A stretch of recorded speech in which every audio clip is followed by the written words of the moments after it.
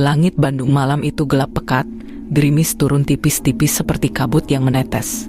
Gedung tua Rumah Sakit Siliwangi berdiri angkuh di tengah kompleks rumah sakit pendidikan. Bangunannya tinggi, catnya mengelupas, dan bau karbol khas rumah sakit tua menusuk hidung bahkan sebelum melangkah masuk. Rizky, seorang koas tingkat akhir, baru saja menyelesaikan 2 minggu rotasi penyakit dalam. Ia bukan tipe yang percaya hal mistis, tapi semua cerita jaga malam dari senior-seniornya membuatnya sedikit waspada.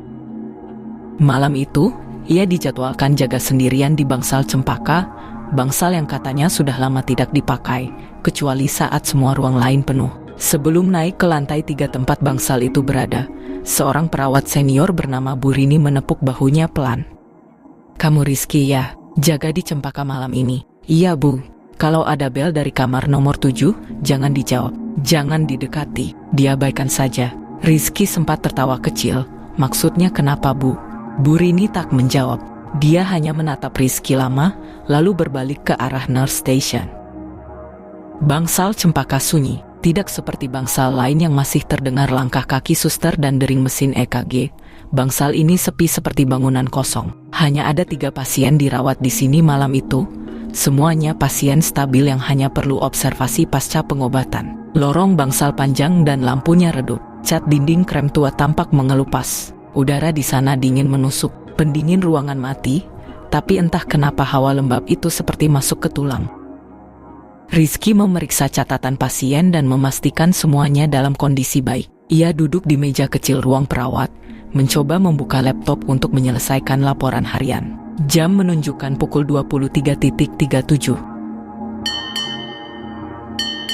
Bunyi bel kamar pasien berbunyi 2 kali. Rizky melihat layar monitor ruangan.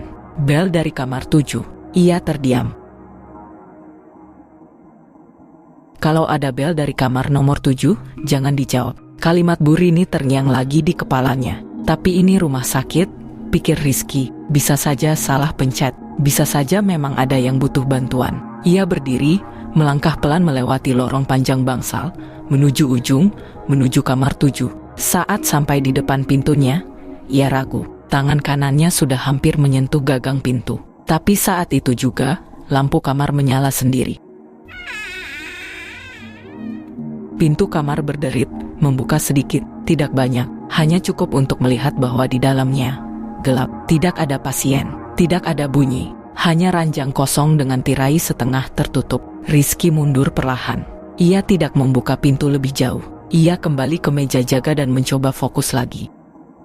Pukul 00.12 Rizky mendengar suara alat bantu napas menyala, seperti tabung oksigen diaktifkan. Tapi semua pasien di bangsal itu tidak sedang memakai oksigen. Suara itu datang dari kamar 7. Ia melirik ke layar monitor. Kali ini tidak ada bel, tapi sebuah data pasien baru muncul. Nama, Sentot Arifin, usia 66 tahun, kondisi, pos TB paru dan PPOK lokasi, bangsal Cempaka kamar 7. Rizky mengerutkan kening. Dia tahu persis, tidak ada pasien baru malam ini, tidak ada nama Sentot Arifin di daftar masuk. Data itu muncul otomatis di sistem, lengkap dengan grafik denyut jantung dan saturasi. Padahal kamar 7 itu kosong. Pukul 1.25 Rizky mencoba menghubungi suster jaga di lantai bawah, tapi sinyal telepon mendadak hilang. Suara derit ranjang terdengar dari arah lorong. Ia berdiri, melihat ke ujung lorong. Ranjang roda milik kamar 7 bergeser sendiri keluar kamar. Pelan, roda depannya mengarah ke lorong, seolah sedang didorong oleh sesuatu, tapi tidak ada siapa-siapa di belakangnya. Rizky menahan napas. Saat itulah, suara pelan terdengar dari kamar 7. "Pak dokter, dinginnya malam ini." Rizky menjatuhkan pena dari tangannya. Ia tidak berani mendekat. Ia segera kembali ke mejanya dengan langkah cepat. Pagi itu, langit di luar jendela bangsal masih kelabu, tapi cahaya matahari mulai menembus tirai-tirai usang. Rizky nyaris tidak tidur semalam. Ia duduk dengan kepala menunduk di meja jaga. Mata masih terbuka separuh, hingga suara suster menggantikan jaga membuyarkan lamunannya. "Wah, koasnya belum tidur. Hebat, semangat banget." Rizky hanya tersenyum lelah. Ia hampir berkata sesuatu, tapi tak tahu harus mulai dari mana. Sebelum meninggalkan bangsal, ia sempat memeriksa monitor lagi. Nama Sentot Arifin sudah hilang. Grafik medis, data vital, semuanya lenyap seolah tak pernah ada. Bahkan log sistemnya kosong. Ia membuka lemari berkas manual, sekadar ingin memastikan. Tangannya gemetar saat menemukan lembar observasi dengan nama itu. Sentot Arifin, Bangsal Cempaka, kamar 7, tertulis, tanggal masuk, 3 hari lalu. Rizky menarik napas dalam-dalam. Ia yakin data ini tidak ada kemarin. Tapi di bawah kolom observasi malam, ada satu catatan. Pasien ingin ditemani, mengeluh udara dingin. Dokter jaga tidak masuk kamar. Tulisan itu bukan miliknya. Dan jelas bukan tulisan perawat. Ia membalik halaman. Di balik kertas, ada secarik memo kecil, tertulis dengan tinta merah. Kamar 7 belum kosong. Setelah selesai jaga, Rizky turun ke kantin. Ia menemui temannya sesama koas, Dion, yang sedang sarapan. Lo pucat banget Ki, lo di Cempaka ya semalam? Iya, bro, lo pernah dengar soal pasien yang harusnya udah nggak ada tapi muncul datanya. Lo ketemu Pak Sentot ya? Dion menatapnya, suara mengecil. Lo juga tahu, gue pernah dengar dari koas farmasi. Katanya dulu dia pasien PPOK, sering komplain sesak, tapi wafat gara-gara oksigennya telat datang. Dulu itu malam minggu, staf jaga minim. Sejak itu kamar 7 kosong terus. Dion mengangguk, tapi kadang ada aja yang ngotot ngisi. Cuma anehnya, pasien yang tidur di situ suka ngalamin hal aneh. Salah satunya malah sempat kode biru tanpa sebab. Bangsal itu akhirnya ditutup, tapi karena penuh belakangan ini, ya, dibuka lagi. Lo serius ini, bro? Gue nggak percaya mistis, Ki. Tapi data pasien muncul sendiri di sistem. Itu kejadian udah pernah ada dulu. Hari kedua Rizky dijadwalkan jaga di bangsal yang sama. Malam datang lebih cepat, dan angin yang berembus dari jendela koridor seperti membawa bisikan. Jam 22.49, Rizky memutuskan keliling mengecek pasien. Semuanya tampak tenang, tapi saat ia masuk ke kamar nomor 5, pasien lansia di situ memanggilnya. Dok, dia jalan lagi barusan. Dorong infus ke kamar 7. Siapa Pak? Orang itu yang semalam saya bilang. Dia jalannya pelan, infusnya bunyi, tapi langkahnya berat, kayak orang sekarat. Apa Bapak yakin bukan suster jaga? Nggak mungkin. Dia lewat jam 2 pagi. Suster jaga baru masuk subuh. Rizky keluar dengan tengkuk dingin. Ia menoleh ke lorong. Tak ada siapa-siapa, tapi ranjang kamar 7 bergeser lagi. Rizky mendekat. Kali ini ia ingin melihat langsung. Ia buka pintu kamar dengan senter ponsel menyala. Kamar itu gelap, tapi ranjangnya tertekan seperti ada yang duduk. Infus yang kosong bergoyang pelan, seolah baru disentuh. Dan di atas meja kecil samping ranjang ada stetoskop. Stetoskop miliknya, yang ia tahu pasti tadi ia masukkan ke tas. Ia mundur 1 langkah, lalu menutup pintu kamar itu dengan cepat dan menguncinya. Jam 2.17 bel kamar 7 berbunyi lagi. Kali ini disertai suara di interkom. Pak dokter, tolong, sesak. Rizky menutup telinganya, tapi suara itu terdengar seperti di dalam kepalanya. Hari itu hujan turun sejak pagi. Bandung tenggelam dalam kabut dan udara dingin yang menusuk seperti kemarin tak pernah selesai. Rizky izin keluar dari ruang jaga, membawa satu tujuan, arsip rekam medis. Di ruang basement yang lembab dan pengap, tumpukan berkas pasien menggunung dalam rak besi tua. Bau kertas lama dan jamur menguar. Ia mencari map bernama Sentot Arifin, dengan kode bangsal Cempaka tahun-tahun sebelumnya. Butuh hampir 1 jam sebelum ia menemukannya. Map lusuh berwarna coklat tua, dengan tulisan tangan di depannya. Sentot Arifin, bangsal Cempaka, meninggal 2017. Ia membukanya perlahan. Riwayat medisnya panjang. Pasien PPOK kronis, sudah sering masuk rumah sakit karena sesak napas berat. Di halaman terakhir, ada catatan observasi jaga malam, tertanggal 15 Mei 2017, pukul 23.55. Pasien mengeluh dingin dan ketakutan. Berkali-kali menanyakan keberadaan putranya. Mengaku janji anaknya akan datang malam ini. Saturasi menurun cepat, oksigen datang terlambat, pasien henti napas pukul 00.17. Tidak ada keluarga hadir saat meninggal.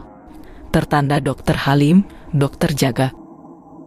Rizky menelan ludah. Pasien ini meninggal dalam penantian. Ia sendirian menunggu anaknya dan meninggal dengan rasa kecewa. Di balik lembar itu tertempel secari kertas kecil, tipis dan berdebu. Tulisan tangan gemetar. Kalau anak saya datang, bilang saya tidak marah. Saya hanya ingin dia tahu saya maafkan.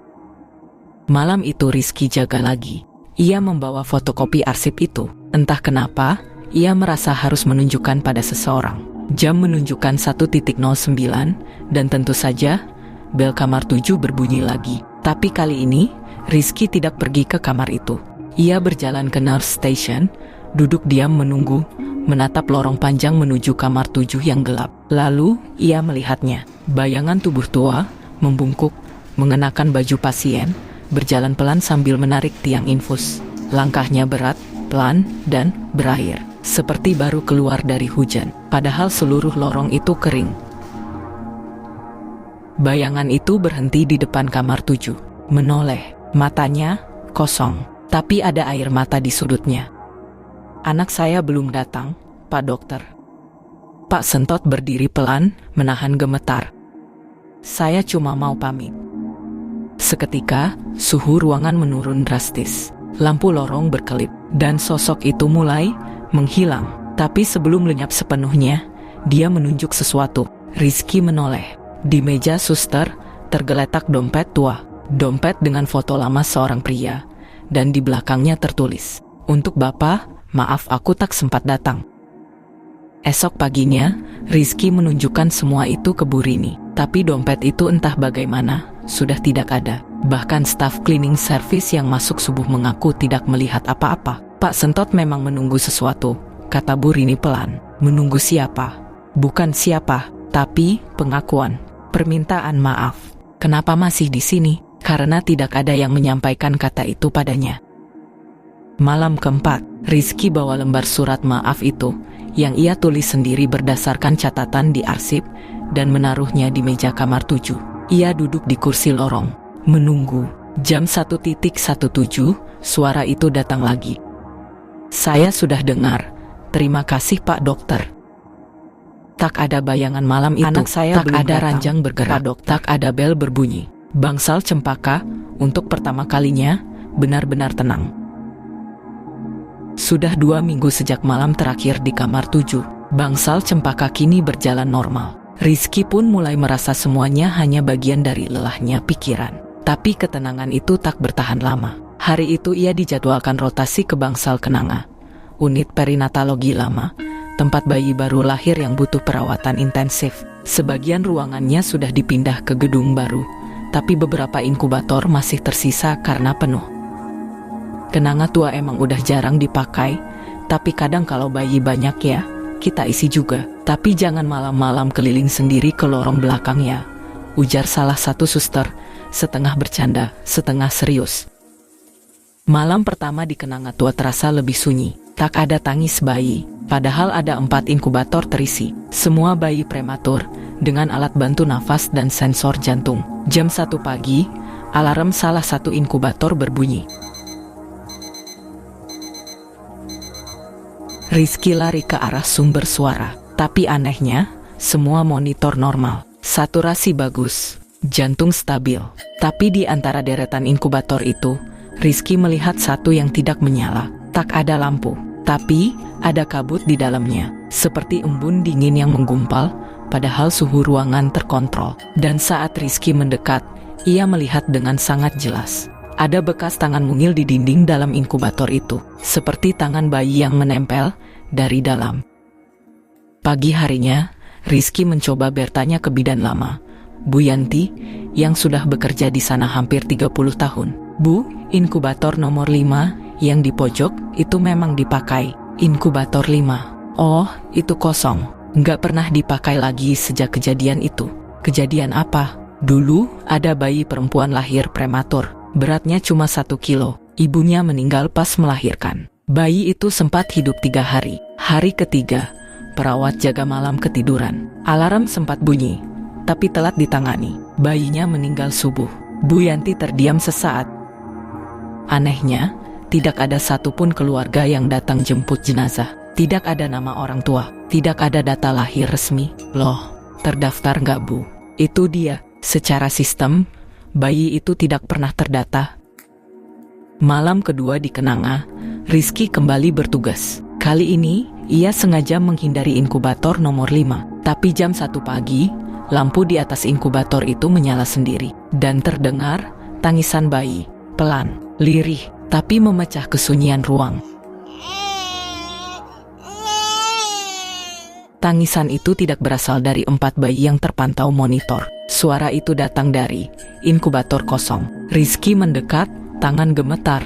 Kabut kembali mengisi dinding dalam kasa. Lalu, dari sudut mata, ia melihat bayangan kecil meringkuk di dalamnya. Seperti bayi, tapi wajahnya tidak jelas. Seolah diselimuti kabut. Lalu, suara itu berhenti. Dan di layar monitor inkubator, muncul angka yang tak masuk akal. Jam 1 pagi, 3 hari, 2,1 kilogram. Lahir tapi tidak dicatat.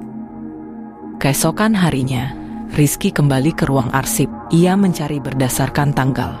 3 tahun lalu, tanggal kematian ibu itu. Tak ada data, tapi ia menemukan formulir pengaduan yang tidak pernah dikirim. Isinya, saya tahu bayi saya tak bisa diselamatkan. Tapi tolong, catat namanya. Saya beri nama dia, Alia, biar dia nggak hilang begitu saja dari dunia. Tulisan tangan tak bertanda nama.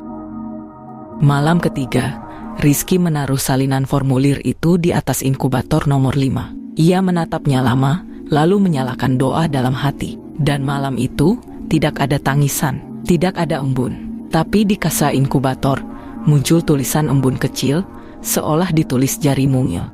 Terima kasih sudah kasih aku nama. Rizky pindah ke rotasi terakhir, Bangsal Mawar, unit penyakit dalam. Tempatnya lebih modern, sudah direnovasi, dan kesan angker nyaris tak ada. Tapi staf lama tetap menyebut satu nama setiap jaga malam. Ibu berkerudung abu, legenda penampakan di Bangsal Mawar. Malam itu tenang, ruang tunggu Mawar kosong. CCTV menyorot deretan kursi biru plastik yang berderit tiap disentuh angin AC. Jam 1.44, suster yang berjaga memanggil Rizky. Dok, tolong temani saya ke ruang tunggu bentar. Kenapa Bu? Ada yang duduk dari tadi. Saya udah tanya, dia cuma jawab, saya nunggu suami saya, belum pulang dari ronsen. Tapi dari sore belum ada pasien ronsen. Siapa namanya? Nggak mau jawab. Mukanya pucat banget. Rizky keluar ke ruang tunggu. Benar saja, di ujung kursi, duduk seorang perempuan berkerudung abu. Pakaiannya seperti orang dari tahun 80-an. Blus polos, rok panjang, dan tas rajut tua di pangkuan. Duduk tegak, menunduk sedikit. Bu, selamat malam, ibu nunggu siapa ya? Suami saya. Disuruh ronsen, tapi kok belum balik-balik ya? Namanya siapa Bu? Biar saya bantu cek. Nggak usah, nanti juga dia balik. Saya janji mau nunggu dia di sini. Rizky mundur pelan. Ada yang salah. Suaranya seperti kaset lama, tersendat, monoton, dan kulit tangannya yang menggenggam tas pucat seperti lilin. Besoknya, Rizky iseng tanya ke bagian rekam medis. Bu, kalau pasien ronsen terakhir jam berapa? Jam 6 sore dok. Lewat itu, nggak ada rujukan lagi. Ada pasien pria masuk ronsen sore kemarin. Saya cek dulu ya. Nih, terakhir atas nama Bapak Sulaiman. Tapi, beliau dirujuk langsung ke ICU. Sekarang masih dirawat. Istrinya sempat nunggu. Istrinya, wah, seingat saya, beliau datang sendiri. Malam kedua, jam yang sama, ibu berkerudung abu masih duduk di sana. Posisi yang sama, baju yang sama, tapi kali ini ada yang berbeda. Kursi di sampingnya basah, seperti habis ditetesi air. Tapi langit-langit tidak bocor, dan tidak ada jejak sepatu atau cipratan air dari luar. Rizky mencoba mengabaikannya, tapi waktu ia kembali lewat setengah jam kemudian, kursi masih basah, dan ibu itu tidak terlihat berkeringat sama sekali. Hawa di sekitarnya dingin, seperti kulkas. Keesokan harinya, Rizky menemui suster senior yang sudah kerja sejak tahun 95, Bu Tatik. Bu, soal ibu yang suka duduk di ruang tunggu malam-malam. Oh, masih sering kelihatan ya? Siapa dia Bu? Nggak ada yang tahu, tapi kami nyebut dia Bu Nur. Karena dulu ada pasien namanya Sugeng, meninggal 20 tahun lalu karena gagal ginjal. Katanya istrinya nunggu di ruang tunggu, nggak tahu suaminya sudah meninggal. Waktu diberitahu, dia pingsan. Lalu hilang. Iya, pihak rumah sakit dan polisi cari, tapi nggak pernah ditemukan. CCTV terakhir cuma nunjukin dia duduk. Setelah itu, kosong. Dia nggak pernah terekam keluar gedung. Malam terakhir, Rizky berjaga dengan perasaan was-was. Tapi ruang tunggu kosong. Ia lega, walau sedikit penasaran. Sampai jam 2 pagi, seorang pasien bangsal memanggil panik. "Pak dokter, di luar tadi saya lihat ibu-ibu minta tolong. Di ruang tunggu. Seperti apa orangnya?" Kerudung abu-abu, pegang tas rajut. Dia bilang, "Tolong, saya nyari suami saya." Rizky lari ke sana, tapi kursi sudah kosong. Hanya satu hal yang tertinggal, tas rajut tua. Di dalamnya ada foto lama, hitam putih, sepasang suami istri. Di belakang foto, tulisan tangan pudar, Sugeng dan Nur, 1979. Sejak malam itu, Rizky tidak pernah melihat sosok itu lagi. Tapi setiap jaga malam, ia selalu mengecek ruang tunggu mawar. Kadang, ia mendengar suara kursi berderit pelan, dan AC tiba-tiba terasa sangat dingin. Kini, bangsal cempaka sudah direnovasi.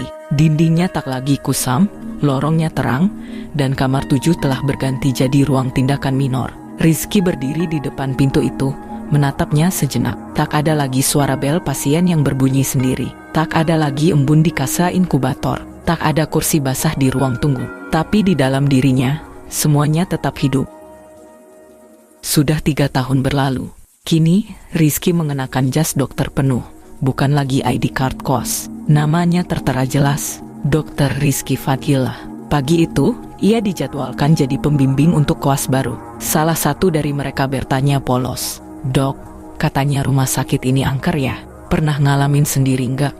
Rizky tersenyum kecil. "Pernah, tapi bukan soal hantunya yang penting. Yang bikin saya berubah itu justru orang-orang yang tidak tercatat, tidak didengar. Tapi mereka tetap menunggu, menanti dikenang." Para koas itu tertawa kecil, mengira itu hanya candaan dokter senior. Tapi malam harinya, Rizky menulis di jurnal kecilnya. Ia masih menyimpannya sejak masa koas dulu. Tiap kisah yang ia alami, ia catat diam-diam. Setiap suara lirih yang pernah muncul di bangsal, setiap tatapan yang datang dari lorong gelap, bukan ingin menakuti, tapi ingin didengar. Mereka mengajarkan aku jadi dokter, lebih dari buku teks atau ujian kasus. Mengajarkanku jadi manusia. Ia menutup jurnal itu, menyimpannya di laci, lalu menatap sejenak ke arah lorong cempaka yang gelap. Dan dalam sekejap, ia merasa tidak sendiri. Tapi bukan karena takut, melainkan karena tahu, mereka yang pernah hadir di bangsal malam, tidak benar-benar pergi.